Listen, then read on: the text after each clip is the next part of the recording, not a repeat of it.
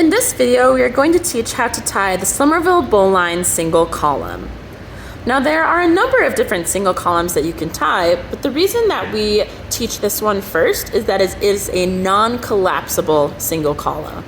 What this means, and we'll demonstrate it at the end of the video, is that when you've tied it correctly, you can pull on the running end or the bight in any direction and the Somerville Bowline knot will not collapse, meaning that it will not tighten down around whatever column you're tying to. So the way that you start the Somerville Bowline single column is that you want to find your bight in the center of your rope. Once you have found the bight, you want to use it to make 2 wraps around whatever column you are tying to. In this case, my partner's forearm and wrist area.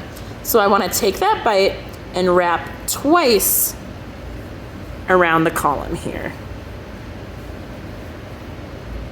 And you will know that you have done your 2 wraps correctly when you've got 2 wraps here and you see that your bight is going one direction and your running ends are going the opposite direction.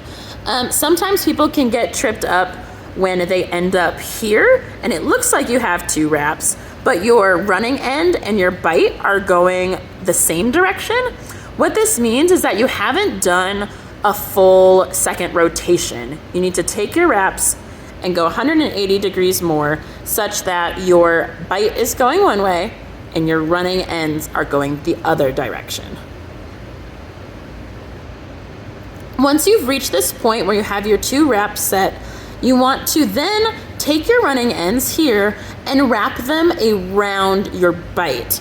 Now you want to do this in the direction such that your running ends go, and after you've gone around the bight, end up going the same direction they were before. So in this video, they're going this direction to start.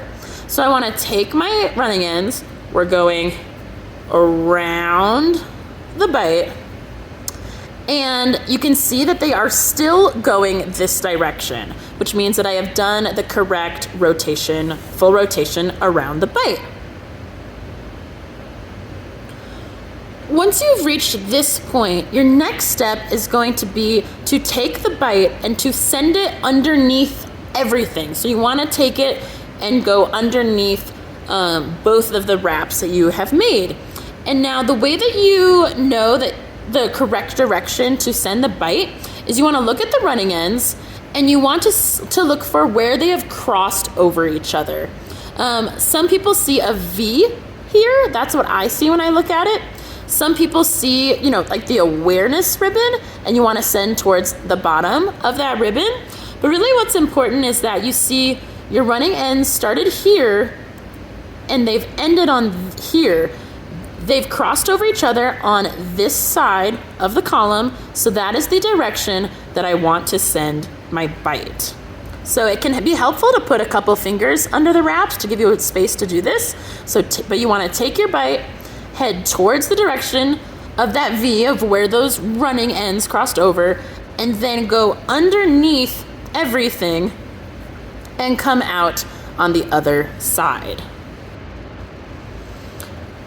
Once you have reached this point, you may notice on the top of your Somerville Bowline that you're building that you have this little loop up here. I'm going to kind of move it around so that you can see different angles in the video.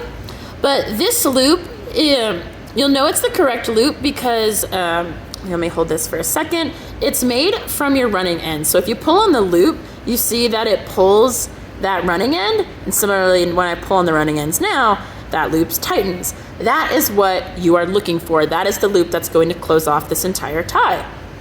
So once we've reached this point where we've got our bight coming out on this side, our loop on top here, we want to essentially finish the circle that our bight has been making by sending the bight through this loop in that direction.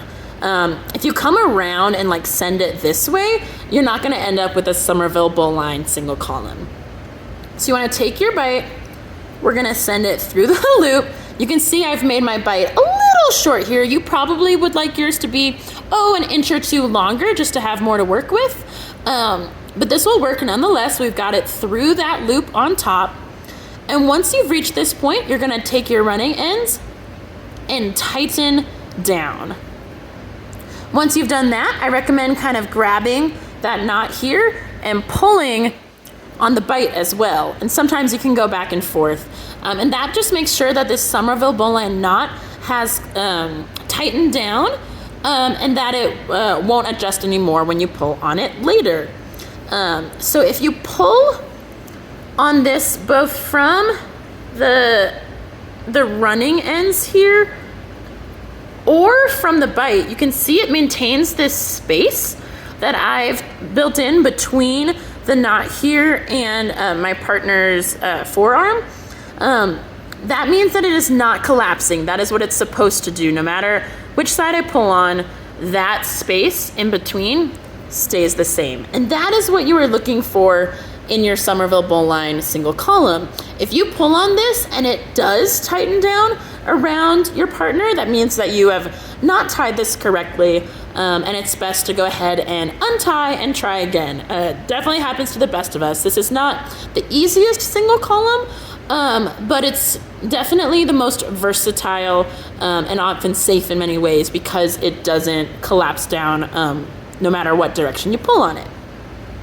When you're going to untie this Somerville Bowline single column, the easiest way that I have found to do this is to pull out the bite from underneath this loop that you made. So you can often like pull on both, pull this loop in one direction and the bite out in the other. And now you can untie your Somerville Bowline single column.